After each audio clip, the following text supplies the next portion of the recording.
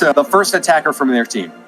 Yeah, Miso is looking to come in with the hybrid. We're seeing quite a bit of hybrid. Only 4 healers in this composition and taking 20 miners. That's a lot of miners. So mainly it's just going to be kind of like a Queen Charge miner attack with some hogs to kind of sprinkle in there, maybe to kind of defend when the World Champion moves in or the Grand Win. They don't get targeted by the single because remember, miners go under the ground, and if you move the World Champion in with miners, usually the single or some other defense could lock onto the World Champion, and that could be super devastating, while the hogs will act as a tank kind of distraction so the RC never gets hit. Usually that's why it's really nice to use hybrid, but we have a lot of use cases for a lot of different troops here in this new meta, and the Witch is just outside this poison spell, but that one Witch shouldn't stall up this Queen too much. She'll be able to get through and one-shot her and take her down.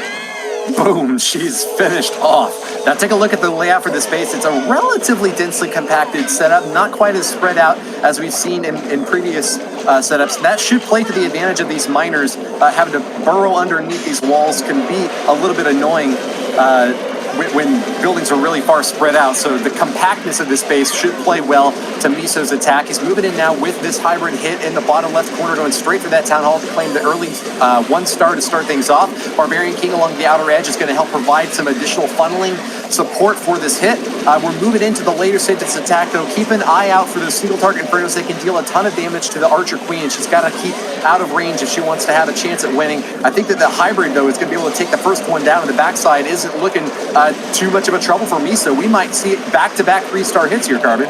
Yeah, this is looking really good. Remember, the Tornado Trap doesn't affect the miners, but the single is taking those miners down and still standing. Can it go down? The hogs work out. The single target stays up right there, and the Queen is in the core. Ground Skeletons pop. Singles on both sides of this Queen with her ability and still intact, but everything's getting picked off here. Unfortunately, going to force that Queen ability to be used.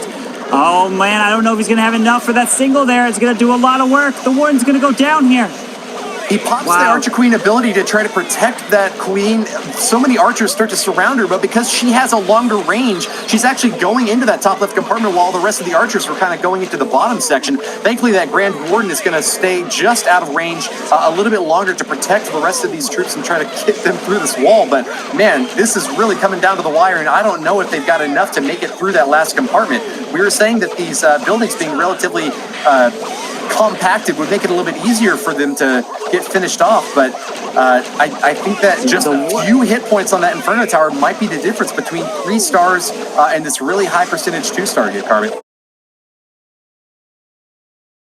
Tower there, but unfortunately with that single target Inferno still standing, it's going to be the defense. Very nice try from Miso of Hama.